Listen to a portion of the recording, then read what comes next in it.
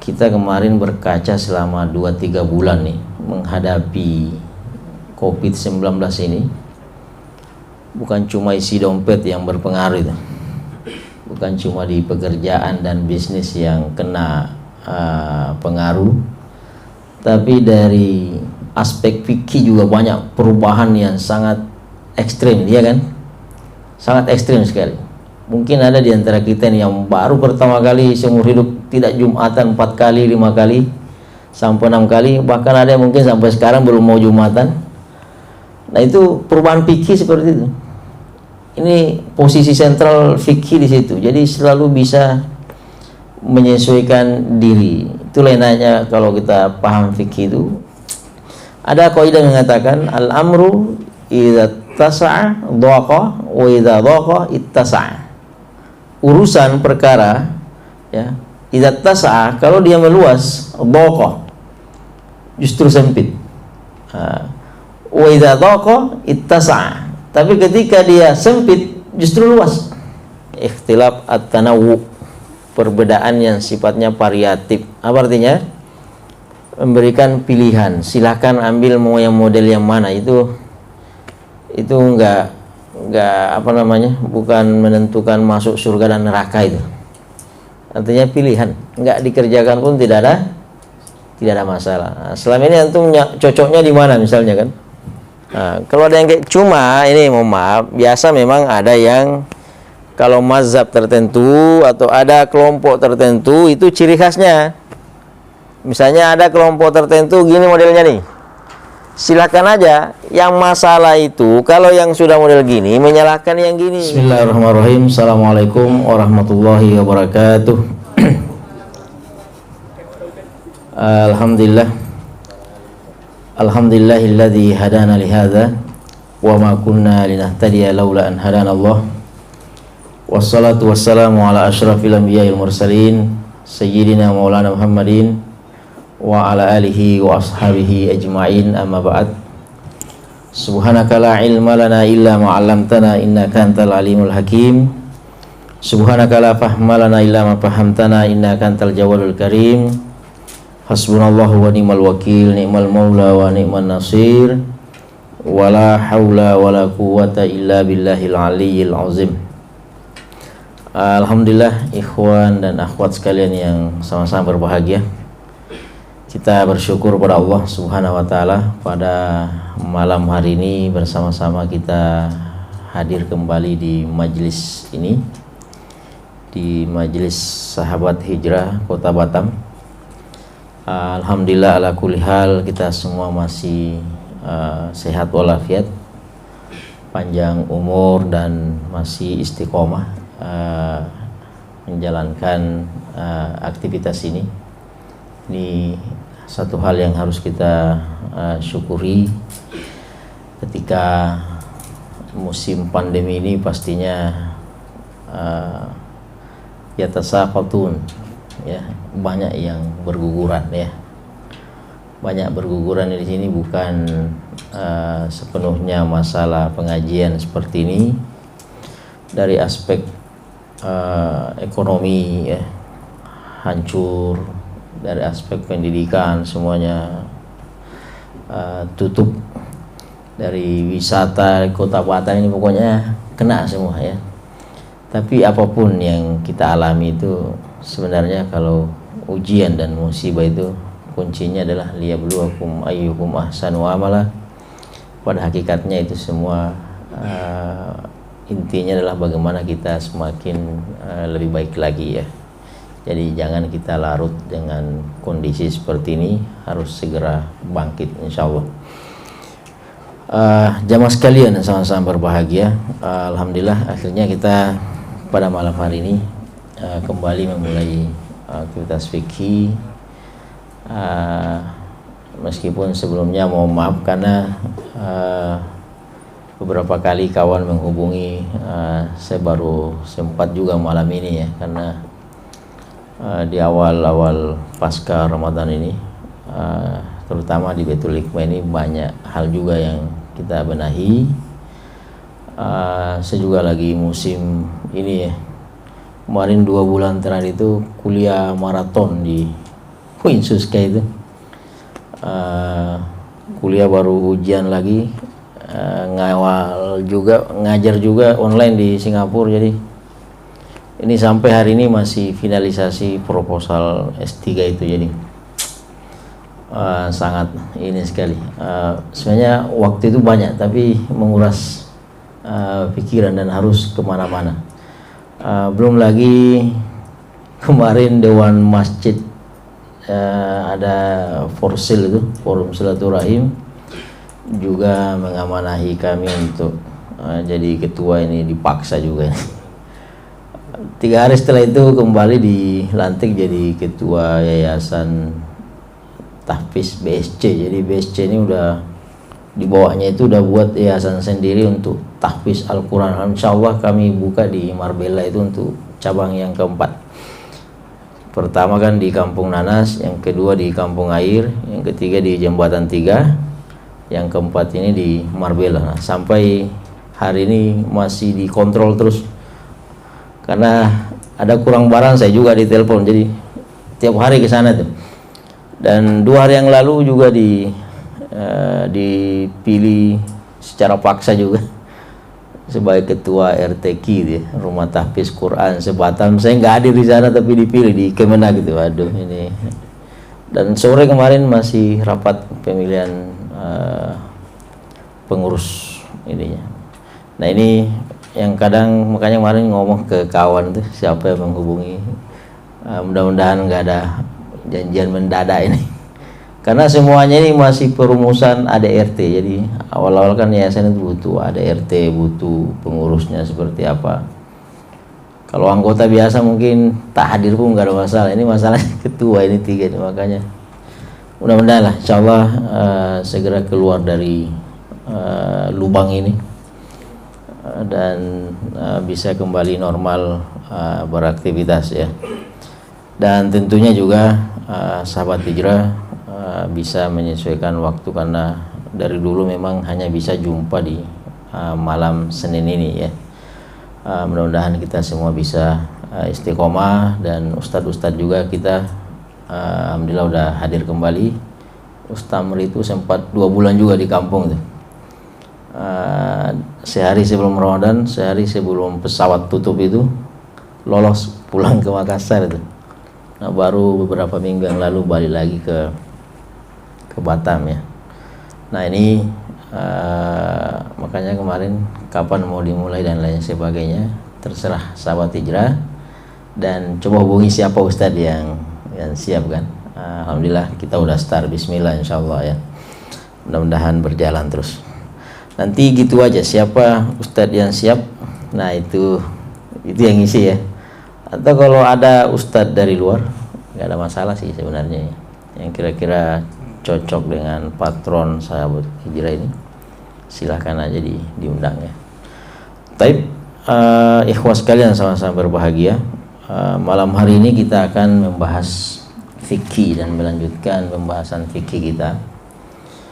Jadi fikih ini memang punya posisi yang sangat sentral ya. Kita kemarin berkaca selama 2-3 bulan nih menghadapi COVID-19 ini. Bukan cuma isi dompet yang berpengaruh itu, bukan cuma di pekerjaan dan bisnis yang kena pengaruh, tapi dari aspek fikih juga banyak perubahan yang sangat ekstrim, ya kan? Sangat ekstrim sekali. Mungkin ada di antara kita yang baru pertama kali seumur hidup tidak Jumatan 4 kali, 5 kali, sampai 6 kali, bahkan ada yang mungkin sampai sekarang belum mau Jumatan. Nah itu perubahan fikih seperti itu. Ini posisi sentral fikih di situ. Jadi selalu bisa menyesuaikan diri. Itulah enaknya kalau kita paham fikih itu. Yang tadinya tidak mau sholat Jumat kalau tidak minimal 40 orang. Kemarin ada yang Jumatan di rumahnya sekeluarga 4 orang aja. Dia, anaknya dan istrinya ikut Jumatan. Itu kan perubahan fikih. Dan sampai sekarang masih kita alami kan, sholat berjamaah di masjid Sukajadi misalnya masih ada jarak ya kan, masih pakai masker, saf tidak lurus dan lain sebagainya. Itu fikih semua. Ada kaidah yang mengatakan al-amru idza tasa'a dhaqa wa idza dhaqa ittasa'a. Urusan perkara ya, idza tasa'a kalau dia meluas, dhaqa justru sempit. Wa idza dhaqa ittasa'a. Tapi ketika dia sempit justru luas. Ini kalau nggak dikasih contoh sulit memahaminya.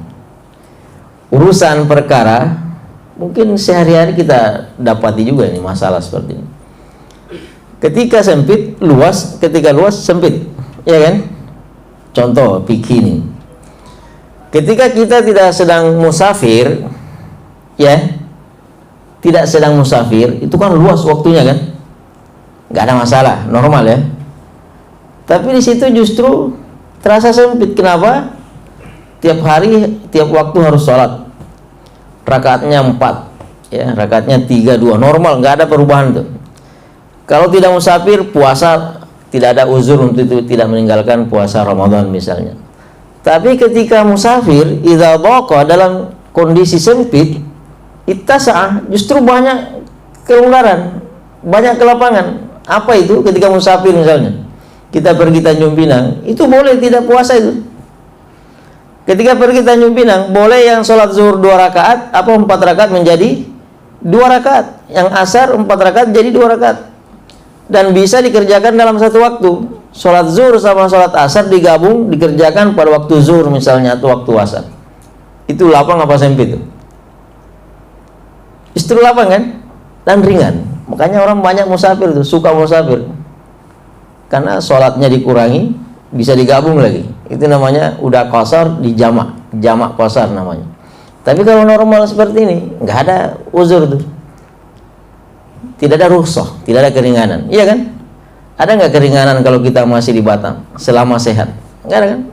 Yang zuhur itu nggak boleh dikurangi tuh, ya. Yang asar nggak boleh dikurangi dan tidak boleh digabung. Nah, sama kemarin ketika COVID-19 ini, ya, itu kan sempit ya, terasa apa itu, kayak nggak ada masa depan lagi, ya kan? Apalagi yang kena PHK itu langsung stres dan lain sebagainya. Nah, jangankan kita, masjid pun tutup, sampai masjid semua rata di masjid di Batam ini itu kesulitan, habis semua kas masjid itu. Belum itu nggak boleh dipakai untuk sholat. Nah, justru di situ ketika sempit ada corona itu boleh tidak Jumatan, boleh tidak datang ke masjid sholat 5 waktu. Enak nggak kira-kira itu? Enak. Ramadan boleh tidak tarawih di masjid. Sempit tapi lapang. Nah, itu fikih seperti itu. Sebenarnya fikih itu adalah fasilitas, ya. Rukhsah itu adalah fasilitas yang sangat mahal yang diberikan oleh Allah, jangan ditolak. Kemarin kalau MUI sudah berfatwa nggak usah ke masjid, ya udah nggak usah ke masjid, nggak usah salat Jumat, ya udah nggak usah salat Jumat, itu rukhsah. Apa sih artinya rukhsah itu? Keringanan, bonus yang diberikan oleh Allah, yang diberikan oleh syariat. Udah terima itu hadiah dari Allah, nggak usah ngotot, ya kan? Ada yang ngotot tuh, kan kemarin banyak mazhab ya. Saya lebih takut pada Allah daripada corona misalnya. Ya silakan, gak ada masalah. Tapi kan apa kata Allah? Yuridullahu bikumul yusra wa la yuridu bikumul usra. Allah menghendaki kamu ringan, tidak mau kamu berat. Kalau ada yang ringan, kenapa pilih yang berat? Ya kan? Ini cari masalah orang kayak gitu. Jadi nggak boleh beragama itu, nggak boleh berdasarkan semangat, nggak boleh berdasarkan giroh yang tinggi, tapi harus disertai dengan ilmu juga. Yarfa'illahu alladhina amanu minkum walladzina utul ilma darajat. Cek itu di surah Al-Mujadalah kalau nggak salah ayat 11. Itu syarat orang yang diangkat derajatnya bukan hanya beriman saja, semangat beriman, saya lebih baik mati di masjid daripada nggak ke masjid. Pas udah normal nggak nampak juga di masjid. Ini maunya gimana? Iya kan? Saya pikir kemarin itu pas wali kota bilang buka masjid, saya bayangan saya itu udah full masjid. Ternyata biasa aja itu. Nah, ini dia. Jadi keluar-keluarnya di medsos saja kan. Nah, jadi gitu. Masalah fikih ini sangat luas sekali. Jadi jangan dipersulit. Kalau ada keringanan, silakan diambil. Ya, silakan diambil. Nah, malam ini insya Allah kita akan melanjutkan pembahasan fikih. Kenapa muqaddimah ini sengaja saya buka, karena kemarin kita sudah menjalani banyak hal-hal yang tidak pernah kita alami, akhirnya kita alami kan. Seandainya tidak ada corona, mungkin banyak hukum yang tidak pernah kita tahu tuh. Hukum Jumatan, hukum tarwih, ya kan. Malah kalau tarwih itu lebih afdal di rumah, dikerjakan sendiri. Iya, Nabi seumur hidup sholat tarwih itu cuma 2 kali di masjid, sisanya di rumah terus, itu pun sendiri-sendiri, nggak pernah berjamaah. Ya, selama ini tradisi kita sholat di masjid, akhirnya kita ngambil sunnah Rasul. Yang di masjid juga nggak ada masalah, itu sunnah juga. Tapi kalau mengikuti Nabi ya di rumah. Nah, itu corona yang membuat kita berfikih seperti itu. Jadi dari sini kita belajar fikih itu adalah khazanah intelektual, ya, alternatif yang diberikan oleh agama. Silakan dipilih, diambil dan dinikmati, itu fasilitas dari syariat agama kita ini. Baik, melanjutkan kembali pembahasan fikih kita ini, kita sudah masuk di sunan as-sholah, sunnah sholat. Mana udah belajar ya, arkanus sholat, rukun-rukun sholat. Mudah-mudahan nggak lupa lagi pelajarannya ini, nggak usah murajaah lah ya. Apa artinya rukun? Rukun itu adalah yang wajib dalam sholat, tidak boleh ditinggalkan. Kalau ditinggalkan rukun sholat itu tidak sah sholatnya. Udah dipelajari kan ya? Dulu terakhir yang kita pelajari itu salam dan tata cara sujud dulu kan. Nah, sekarang kita masuk di sunanus sholat, sunnahnya sholat. Sunnah ini dikerjakan dapat pahala, tidak dikerjakan tidak berdosa dan tak ada masalah. Artinya kalau nggak dikerjakan nggak batal sholatnya. Ini kita kalau bicara fikih, sah atau tidak sah. Ini jangan sampai masalah yang sebenarnya sunnah dianggap kayak rukun wajib. Masalah yang tidak ada masalah dianggap bermasalah, ya kan? Ini kalau tidak paham fikih. Sama tadi, orang pergi ke Tanjung Pinang itu boleh tidak puasa, tapi karena nggak paham fikih, puasa aja itu. Mau berat atau ringan, puasa aja dia. Sebenarnya sholat zuhur bisa jadi 2 rakaat, karena nggak paham fikih, ya udah sholat aja normal tuh. Nah itu. Nah sama dengan ini, sunnah bukan berarti saya kampanyekan untuk meninggalkan ini, enggak. Cuma supaya di benak kita itu, pemahaman kita, ini masalah bukan wajib. Karena yang paling banyak nampak di masyarakat, hal yang sunnah ini diributkan, diperdebatkan sampai beda masjid, sampai masjid tutup gara-gara perkara sunnah. Iya, ini banyak fakta di lapangan. Yang esensinya sunnah, yang statusnya sunnah, nggak dikerjakan nggak ada masalah, sampai gara-gara gini akhirnya beda masjid. Bahkan ada yang memutuskan masjid kita tutup. Ini keterlaluan nggak? Iya, ini keterlaluan lah. Nah, makanya tadi sengaja tuh saya buat postingan itu, muqaddimah itu. Masalah fikih itu kita nggak boleh memaksa kehendak, ya. Masalah sahih atau lemahnya dalil itu kembalikan ke ahlinya, ya kan.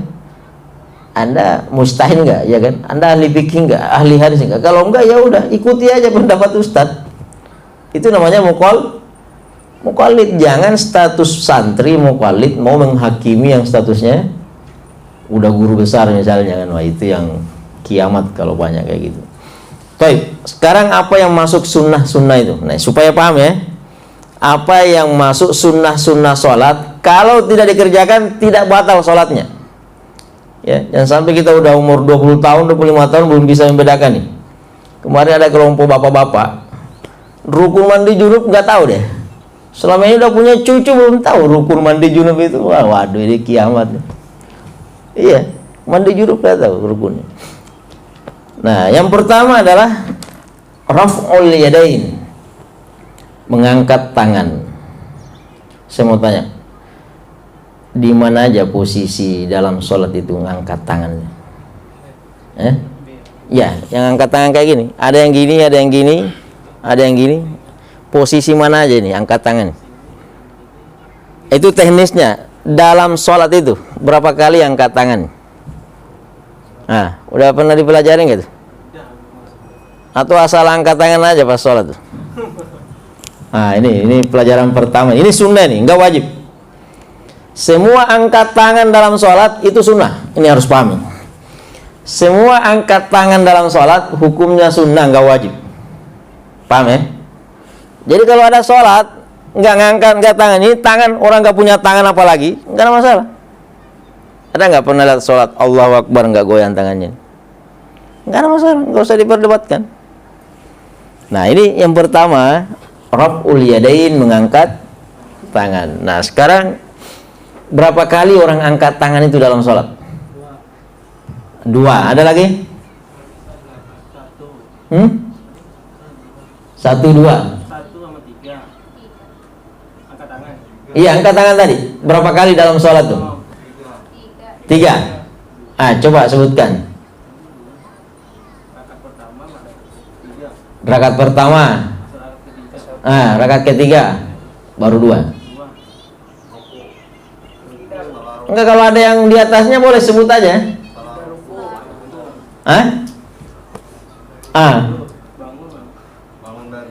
Bangun dari ruku. Terus? Ini. Tapi ini sunnah. Artinya kalau nggak tahu nggak ada masalah. Karena nggak dikerjakan nggak ada masalah kan. Nah, ini mengangkat tangan. Ini belum teknis ya. Jadi raf'ul yadain, mengangkat tangan itu dalam sholat itu bisa 4 kali, bisa 3 kali.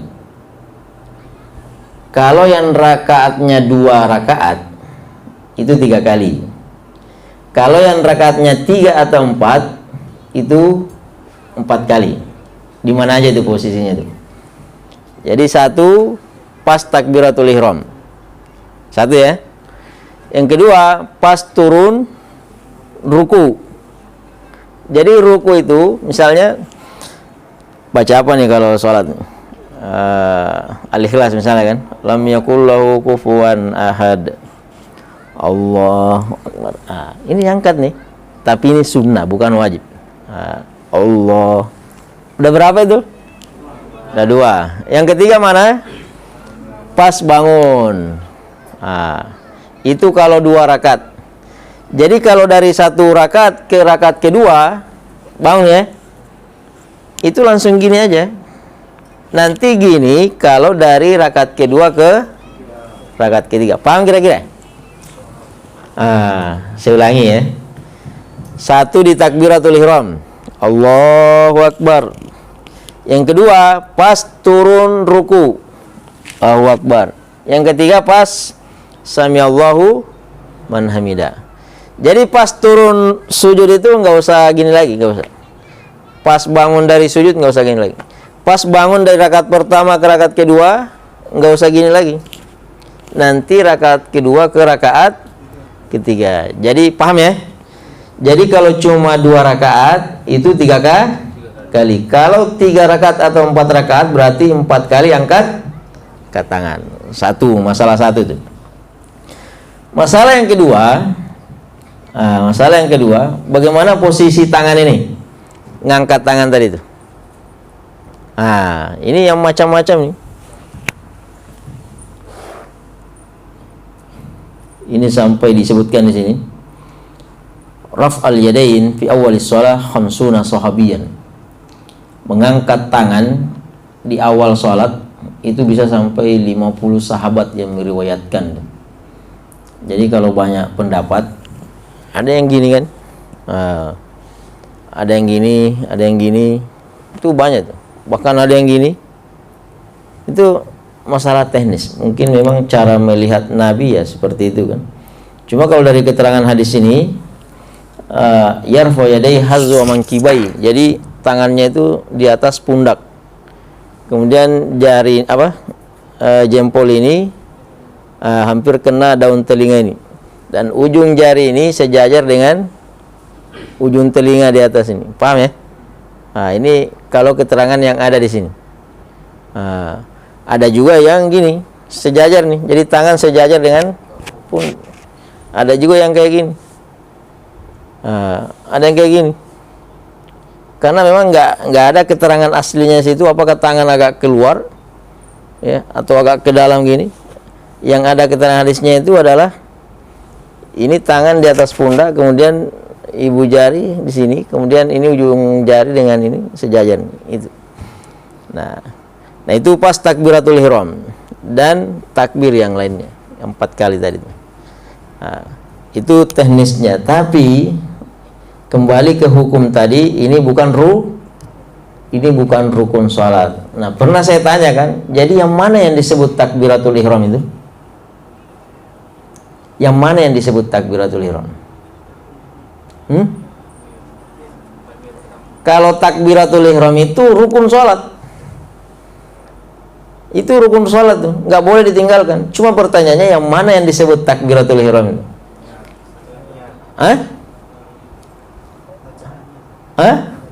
Bacaannya mana? Itu yang disebut takbiratul ihram. Nah, ini yang harus bedakan. Jadi pas kita takbiratul ihram itu, yang disebut takbiratul ihram adalah lafaz Allahu Akbar. Karena nanti takbir terbagi lagi. Ada takbiratul ihram, ada takbiratul intiqal. Yang takbiratul ihram merupakan rukun, yang takbir intiqal Jadi kalau mau ruku Allahu Akbar, Allahu Akbar enggak ada masalah. Misalnya nih, lahu kufuwan ahad, enggak ada takbir, sah nggak sholatnya? Sah, karena itu Tapi pas takbiratul ihram memulai sholat, kapan cuma gini aja tangannya nih, tak ada takbir, itu yang salah, nggak sah sholatnya. Karena yang takbiratul ihram itu adalah lafaz Allahu Akbar. Nah, sebaliknya kalau takbir saja Allahu Akbar tanpa angkat tangan, sah nggak sholatnya? Sah sholatnya. Karena yang fardu, yang rukun adalah lafaz takbir. Adapun angkat tangan ini sekali lagi, angkat tangan ini hukumnya sunnah. Paham ya? Taib. Kemudian ketika takbiratul ihram ini angkat tangan, itu lebih bagus bersamaan dengan lafaz Allahu Akbar dengan angkat tangan ini. Allahu Akbar bersamaan. Allahu Akbar. Boleh juga duluan tangan. Ya. Duluan tangan baru Allahu Akbar. Bisa juga itu. Yang tidak ada keterangannya, takbir dulu baru tangan. Misalnya Allahu Akbar. Nah, ini yang belum didapatkan oleh ulama. Yang ada itu dua macam ya. Satu bersamaan Allahu Akbar. Nah, baru angkat tangan Allahu Akbar. Pernah nggak lihat orang seperti itu? Dia gini, Allahu Akbar. Bisa juga. Ada juga biasa Allah lama nih, sampai mutar-mutar, ya kan? Nah, itu niatnya di situ dia. Ada mazhab Syafi'i itu niat sholat itu antara alifnya Allah dengan ra-nya akbar di dalam takbirnya itu. Allah, disitulah jatuh niatnya itu. Saya niat sholat subuh 2 rakaat makmum atau imam karena Allah akbar. Nah, paham ya? Nah, nanti kalau ada yang kurang jelas nanti bisa ditanyakan. Jadi itu satu sunnahnya itu adalah mengangkat tangan. Jadi ngangkat tangan itu tidak ada yang wajib. Nggak angkat tangan juga nggak ada masalah. Yang kedua, wad'ul yamin 'ala shimal. Ini tangan kanan di atas tangan kiri, jadi ini. Dan ini namanya rasak nih, pergelangan tangan. Nah, ini di atas, ini yang dipegang ini. Kalau ada yang kayak gini juga silakan, nggak ada masalah. Yang nggak pernah ada contohnya yang kayak gini nih. Yang dilarang juga kayak gini, nggak boleh. Nggak. Tapi kalau nggak angkat tangan, nggak ada masalah, gini aja. Jadi yang gini-gini, yang gini tadi sampai gini-gini itu sunnah saja. Tapi kalau sudah mengerjakan sunnah ini, disunnahkan. Ini namanya sunnah dalam sunnah. Ya, di dalam sunnah ada sunnah. Apa sunnahnya? Ya ini, pegang ini. Paham ya? Ada juga yang kayak gini, nggak ada masalah. Nah, nanti posisinya beda-beda lagi, tergantung ukuran perut. Nah, ini ada sampai 20 hadis nih. Ada yang kayak gini, ada juga nih yang kayak gini. Pernah lihat nggak? Ada yang kayak gini. Intinya kan ini di atas tangan kiri. Kalaupun ada gini silakan, nggak ada masalah. Karena ini sunnah, cuma nggak ada contohnya. Yang ada contohnya itu yang kayak gini. Kanan di atas kiri. Nah, sekarang yang masalah teknisnya itu di mana posisinya? Memang keterangannya itu ada 3. Pas di dada, di bawah dada, dan di bawah perut. Ada juga yang pas pusar tuh. Bukan di bawah perut, di bawah pusar. Jadi ada pas di dada, di bawah dada, dan di bawah pusar. Terserah mau ambil yang mana. Biasanya tergantung ukuran perut tuh.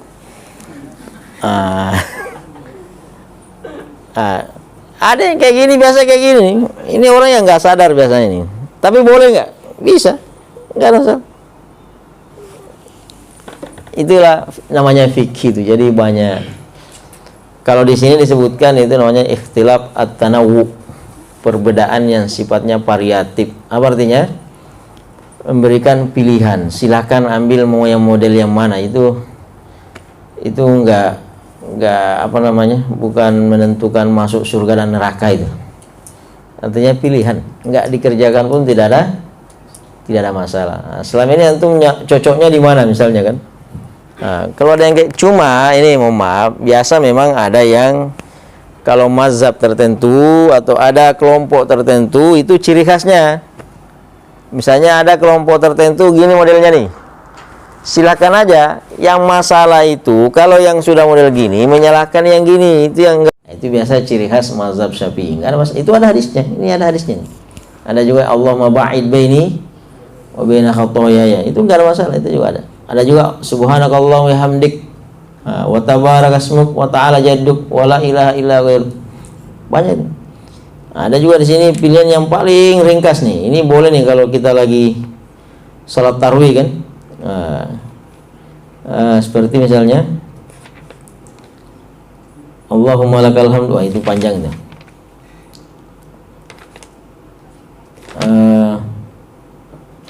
Kabbara asyran wa hamdan. Jadi bertakbir 10 kali. Itu panjang juga. Itulah tadi yang paling pendek itu. Yang paling pendek tadi itu subhanakallahumma wa bihamdik. Nah, yang lainnya bisa sampai 3-4 baris. Yang jelas banyak pilihan. Dan doa iftitah ini hanya sunnah. Nah, itu nggak usah dipermasalahkan. Kemudian sunnah selanjutnya adalah al-isti'adzah. A'udzubillahi minasyaitonirrajim. Jadi a'udzubillahi minasyaitonirrajim itu adalah sunnah juga, bukan rukun ya. Biasa kan sebelum baca Al-Fatihah itu a'udzubillahi minasyaitonirrajim, bismillahirrahmanirrahim, alhamdulillah. Atau sebelum baca doa iftitah a'udzubillahi, itu juga sunnah, enggak dibaca pun enggak ada masalah. Kemudian selanjutnya amin. At-ta'min. Jadi apa hukum baca amin itu? Baca amin, ya kan? Itu kayaknya tradisi paling kuat tuh. Biasanya kalau kita anak kecil itu ini kesempatan paling unjuk suara biasanya kan. Amin. Apa hukumnya itu? Baik imam maupun makmum itu semua hukumnya sunnah. Jadi at-ta'min, mengaminkan itu. Jadi yang wajib adalah al-Fatihahnya. Adapun amin itu cuma nih ada hadisnya nih. Ya, ada hadis di sini.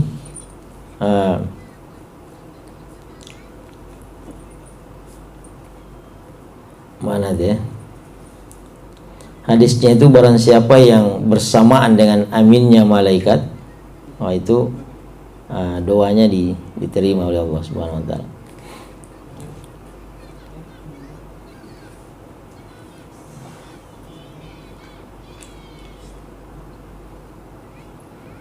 Ini tak nampak hadisnya ya.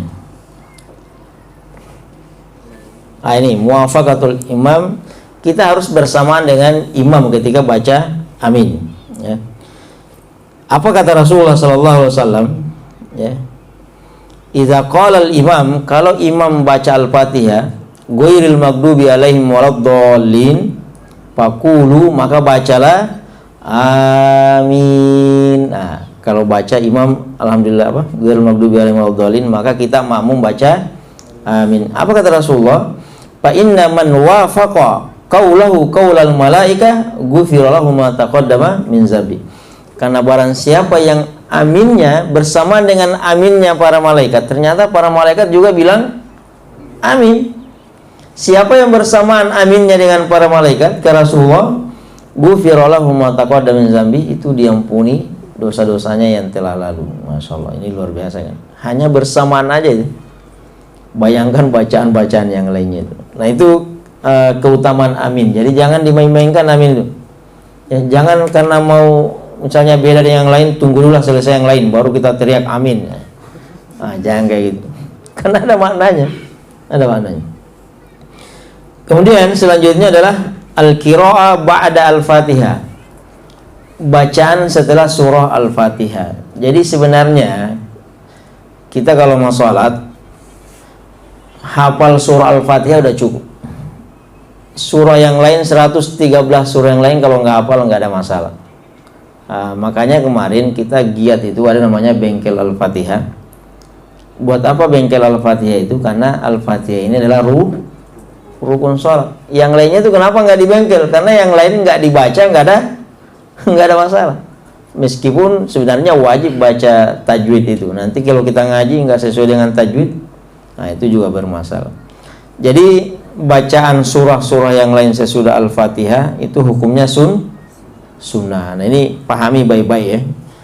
Jangan sampai menjadi beban buat kita semua, dan jangan sampai mencela orang, oh ini imamnya kok bacanya surah-surah pendek, kenapa bukan? Wah ini pernah terjadi kasus tuh di zaman Rasulullah SAW. Ada seorang imam dikomplain oleh jamaahnya kalau nggak salah di bagian Kuba di Madinah itu 5 km dari rumah Rasulullah SAW, datang melapor kepada Rasulullah, ya Rasulullah, bagaimana menurut Anda, mungkin sebaiknya imam kami diganti.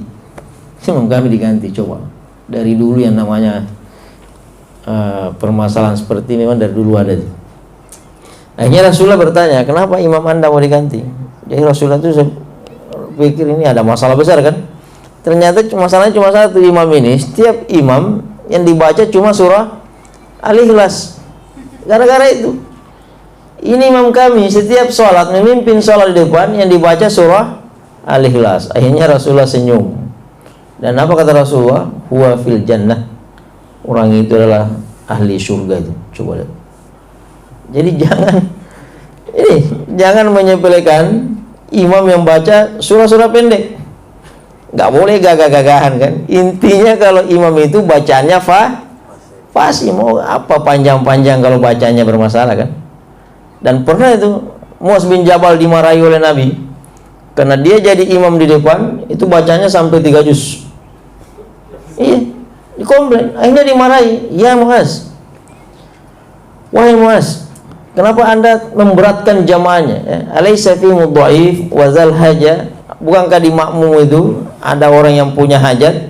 Apalagi misalnya Masjid Sukajadi ini orang musafir semua kan, orang singgah, orang kantoran yang mungkin keluar makan dengan sholat itu cuma dikasih waktu 30 menit, bacaan sholatnya panjang sekali. Akhirnya dimarahi oleh Rasulullah. Kalau imam yang biasa-biasa saja, makanya sering kita dapatkan riwayatnya itu Rasulullah kalau sholat maghrib misalnya cuma baca Qul ya ayyuhal kafirun dengan Qul huwallahu ahad. Nanti kalau sholat sendirian silakan baca 30 juz. Rasulullah seperti itu. Iya, Rasulullah seperti itu. Rasulullah itu kalau imam baca yang ringkas-ringkas saja. Tapi kalau sendiri, pernah nggak dengar riwayatnya Rasulullah sampai bengkak-bengkak kakinya itu? Qiyamul lail.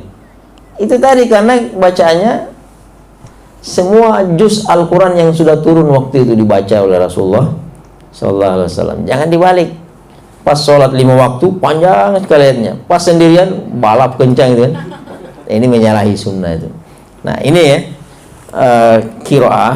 Nah kalaupun nih kemarin alhamdulillah banyak jadi imam baru waktu Ramadan kan ya. Dan banyak yang minta pendapat, gimana Ustaz kita mau sholat tarawih ini kan nggak boleh ke masjid ya. Kami mau jadi imam, tapi kan nggak enak juga kalau cuma Al-Fatihah. Apa kata istri di belakang katanya kan. Nah, Ada solusi, Pak. Itu kan fikih selalu ada solusi. Nah, jadi kalau kita imam ini nih ya, meskipun nggak ada istri tapi kan udah jadi imam kan. Nah, jadi kalau belum ada surah-surah yang dihafal nih, masa 23 rakaat Al-Ikhlas terus. Nah, jadi kalau imam depan, jadi kemarin itu kan akhirnya saya ini sarankan, ada yang pernah sholat di Bukit Senyum atau di Jabal Arafah, itu kan ada teks apa namanya itu, stand, ya, beli aja yang kayak gitu, baru kasih mushaf di situ, ya udah, baca apa, sholat sambil baca mushaf. Kalau nggak sanggup beli itu ya udah, beli mushaf kecil sambil bawa kayak gini, bisa itu, iya, bisa. Jadi kalau belum ada, tapi itu tadi ya, kembali ke satu, kembali ke hukum. Ini surah-surah setelah Al-Fatihah hukumnya tapi kalau mau mengerjakan dan belum punya hafalan, ya udah bawa mushaf, bisa.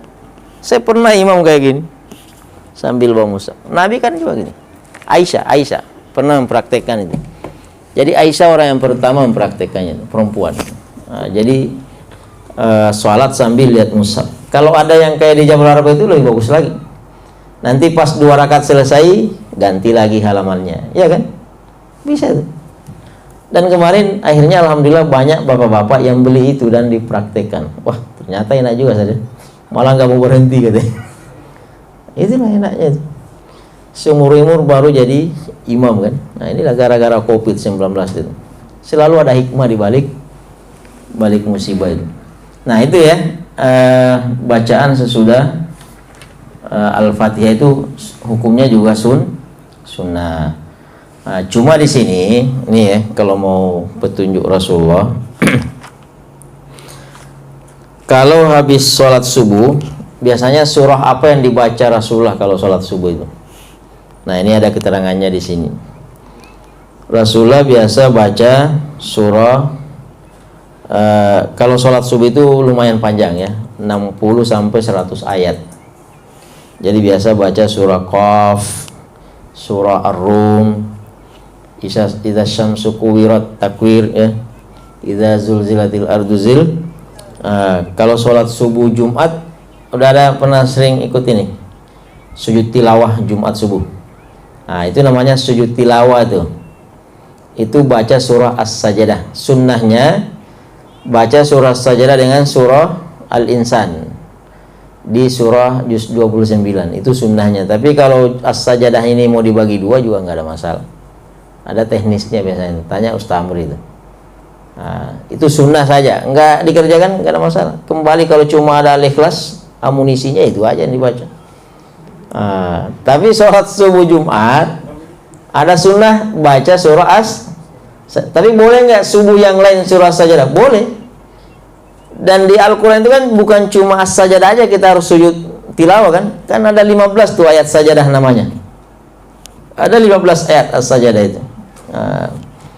Nanti ada pelajaran tersendiri. Kemudian sholat zuhur, biasanya Nabi baca surah apa setelah Al-Fatihah kalau sholat zuhur? Biasanya baca Sabbihisma rabbikal a'la ya, wal laili idza yaghsha, al-lail, was sama'i dzatil buruj, surah al-buruj, was sama'i wat thariq, juz 30 lah. Nah, itu sebenarnya kalau juz 30 hafal amal lah itu sebenarnya itu. Salat tarawih 30 rakaat pun lancar itu. Salat asar sama dengan salat zuhur. Salat maghrib, kalau salat maghrib apa yang sering dibaca Rasulullah?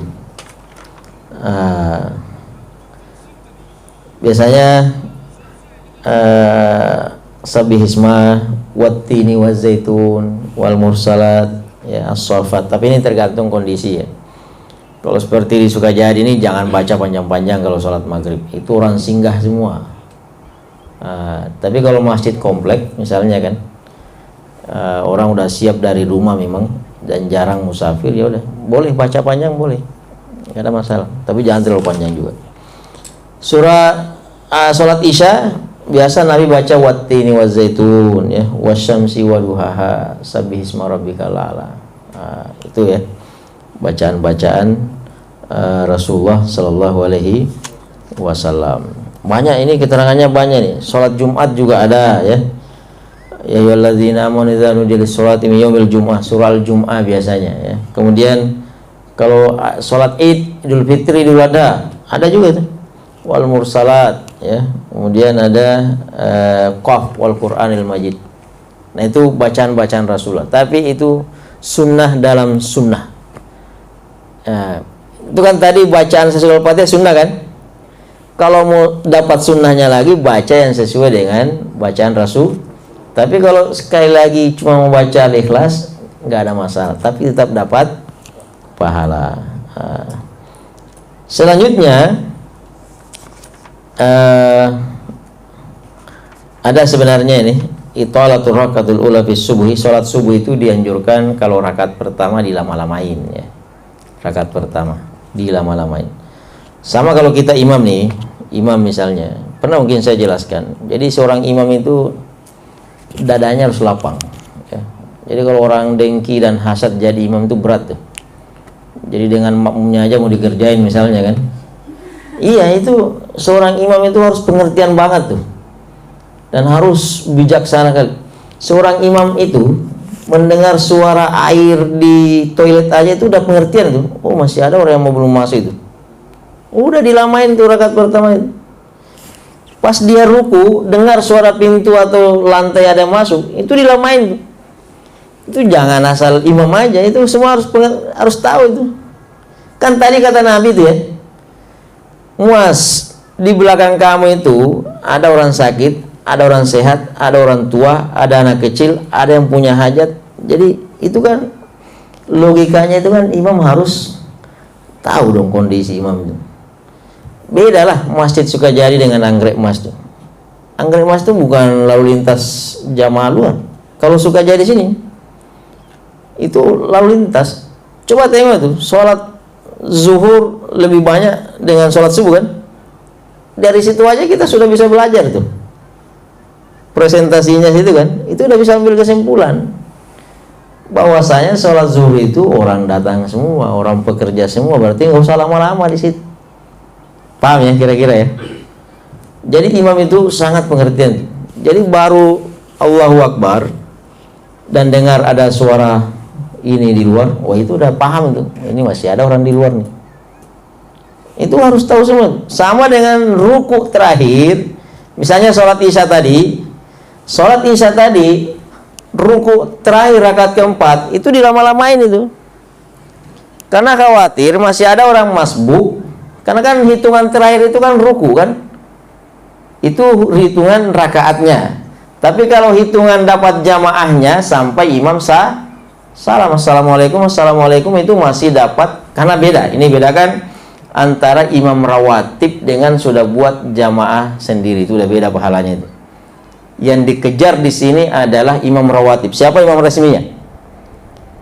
Misalnya tadi siapa imam isya itu? Ustaz Bro kan? Itulah imam rawatib itu. Jadi kalau ada imam masbuk di belakang, itu udah beda pahalanya. Makanya jangan heran ada kasus, saya nggak tahu udah pernah dibahas apa belum. Di sini ada dalam buku ini. Abu Bakar kan? Abu Bakar itu ketika Masjid Nabawi, Rasulullah SAW lagi ruku, saya nggak tahu itu ruku terakhir atau ruku berapa. Yang jelas Abu Bakar pas di pintu Masjid Nabawi. Dulu kan Masjid Nabawi masih sangat ini ya, nggak kayak sekarang itu. Sekarang kan kapasitas 1.500.000 tuh. Kebayang itu antara ujung belakang dan ujung depan tuh. Yang aslinya itu paling depan, yang Raudhah itu. Jadi Abu Bakar masuk di pintu, lihat Rasulullah dengan jamaah udah ruku. Jadi Abu Bakar itu langsung takbir, Allahu Akbar di pintu.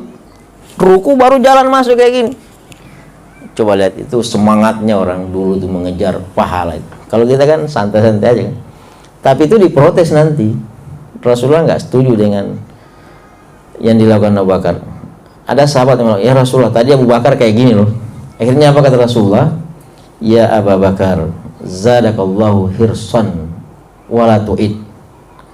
Wahai Abu Bakar, mudah-mudahan Allah senantiasa memberimu semangat untuk beribadah. Karena Abu Bakar itu luar biasa, Pak.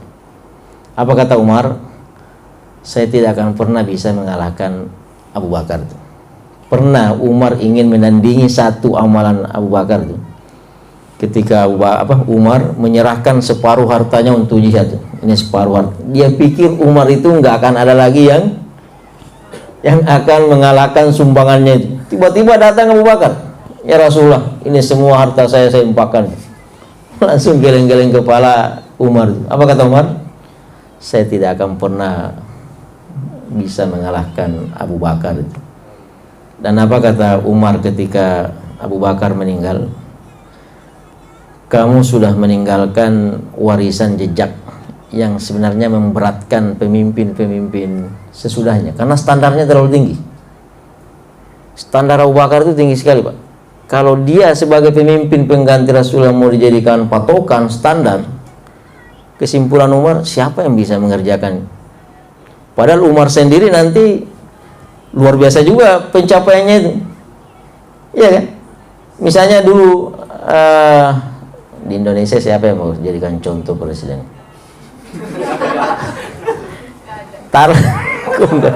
Udah pesimis duluan misalnya. Taruhlah siapa? Si B misalnya. Si B ini udah standarnya udah luar biasa. Itulah yang membuat pemimpin sesudahnya geleng-geleng. Ini bisa nggak kita kayak gini? Makanya dulu orang itu disuruh jadi pemimpin nggak ada yang mau, karena pertamanya sekarang kan pada mau kan. Kalau dulu nggak ada yang mau. Nah itu jadi Abu Bakar itu luar biasa, Pak. Semangatnya dahsyat sekali. Makanya kata Rasulullah, zadakallahu hirsan. Mudah-mudahan Allah menambahkan semangat kepada kamu, Abu Bakar. Wala tuit, tapi jangan diulang lagi. Artinya model takbir di pintu tadi itu, Allahu Akbar langsung ruku baru jalan masuk ke saf, nggak usah diulang lagi lah. Nah itu. Jadi ini ya, itu kembali ke permasalahan tadi. Seorang imam, ya, ini karena tadi kita bahas itwalatul rak'ah, sholat subuh itu diperpanjang rakaat pertama. Bukan itu aja, kita nanti mana tahu nih, kalau udah punya istri jadi imam buat keluarga kan. Kalau belum juga nggak ada masalah. Mana tahu, jadi harus pengertian. Istri, misalnya kita jadi imam buat istri, tiba-tiba anak nangis, wah itu udah tahu, itu udah paham. Wah ini saya harus baca qul huwallahu ahad nih. Harus cepat. Yang tadinya lari 40 misalnya kan, kilometer per jam, ini terpaksa harus 100 kilometer per jam. Boleh nggak? Boleh, nggak ada masalah. Harus dipercepat sholatnya, tapi jangan kayak gini juga, enggak. Maksudnya bacaannya diringkas, zikirnya kalau tadinya 3 kali, 2 kali aja, 1 kali aja. Karena anak ini, masalah anak itu. Pasti apa kata Rasulullah? Kebayang kalau ada ibu-ibu, kan ada hadisnya dia. Ada ibu-ibu, ada anak, misalnya anak kecil datang ke masjid, kemudian anaknya itu menangis. Apa kata Rasulullah? Kamu sudah bisa membayangkan bagaimana perasaan ibunya itu. Dengan kondisi ibunya lagi sholat ya, tiba-tiba anaknya menangis. Kalau nggak punya anak itu biasanya belum bisa kebayang. Ini yang punya anak aja nih yang kebayang.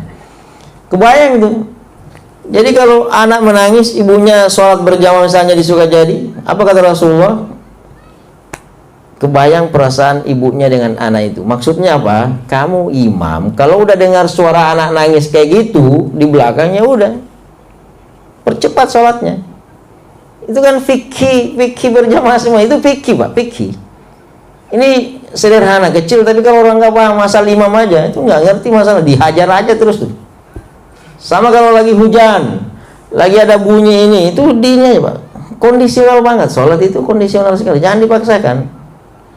Kayak tadi, bunyi keran air aja itu kita udah paham tuh, oh ada orang yang mau masbuk ini, berarti kita pelan-pelan dulu nih, biar dia dapat pahala berjamaah tadi. Paham ya? Sama kalau kita lagi ceramah gini, udah ada yang batu-batu, udah paham, ini udah mau bubar nih orangnya. Itu kode semua itu. Kode.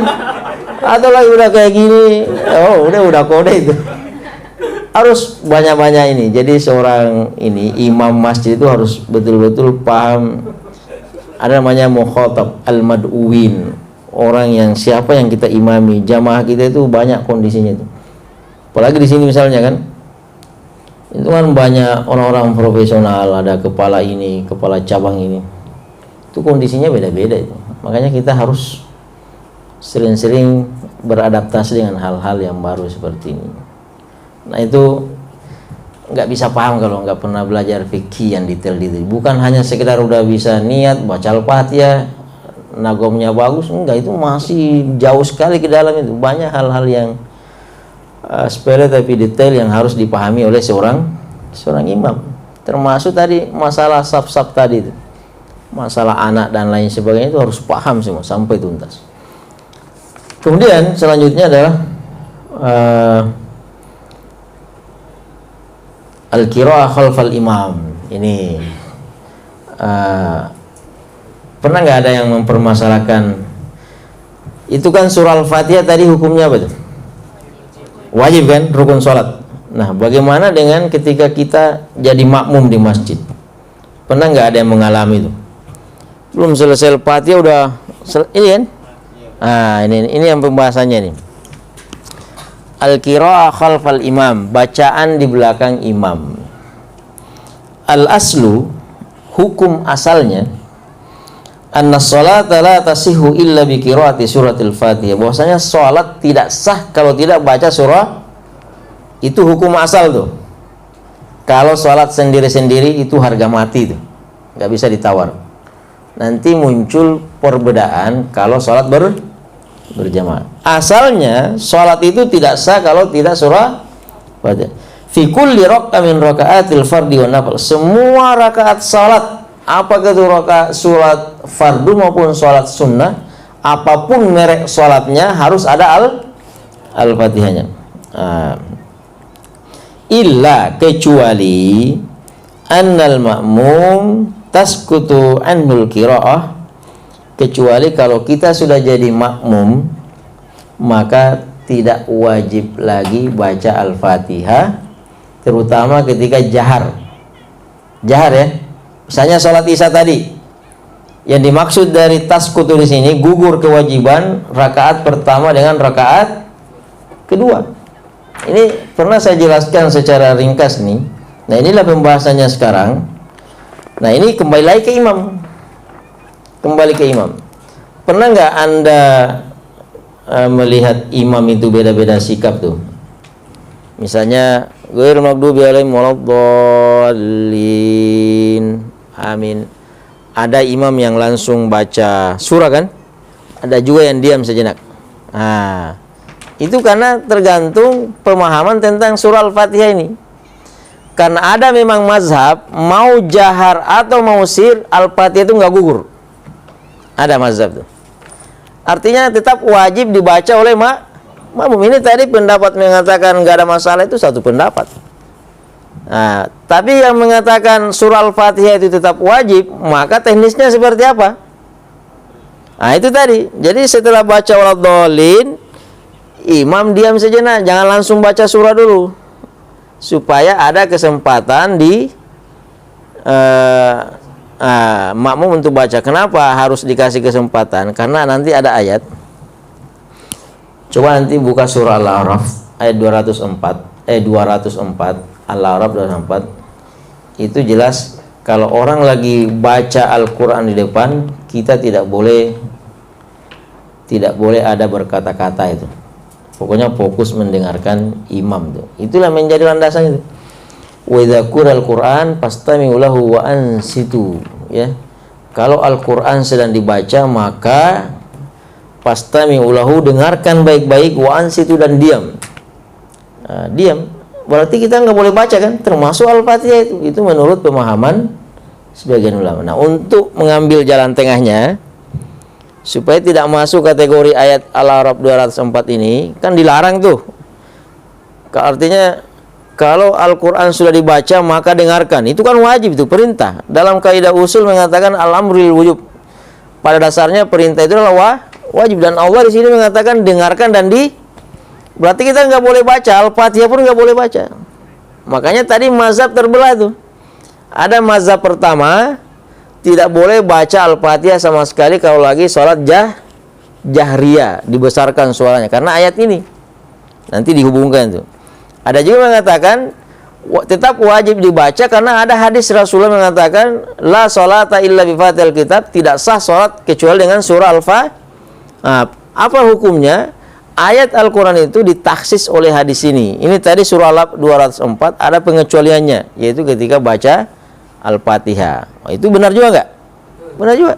Akhirnya ada yang ngambil jalan tengah, pendapat juga nih. Oke, supaya nggak masuk di ayat ini dan tetap mengamalkan hadis ini, imam dianjurkan diam sejenak. Paham kira-kira ya?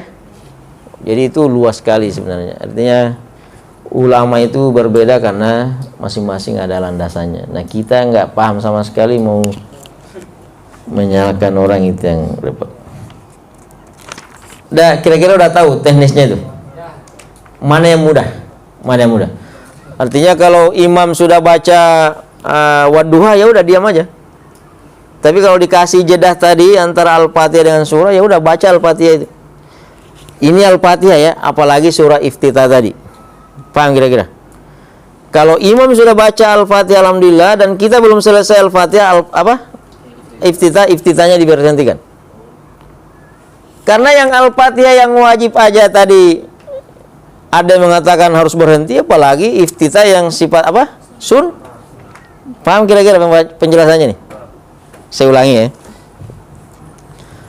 Tadi kan kalau sudah baca Al-Fatihah ya, pindah ke surah, pendapat ulama kan beda-beda ya. Berdasarkan surah Al-A'raf tadi 204 yang mengatakan kalau baca Al-Quran diam dan dengarkan.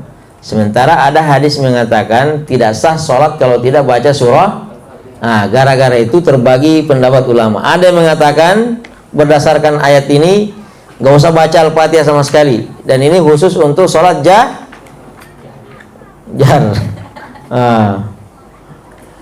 Kemudian ada juga ulama yang mengatakan jahar atau tidak jahar tetap baca surah Al-Fatihah. Berdasarkan hadis tidak sah sholat kalau tidak baca Al-Fatihah. Nah, ada yang ambil jalan tengah.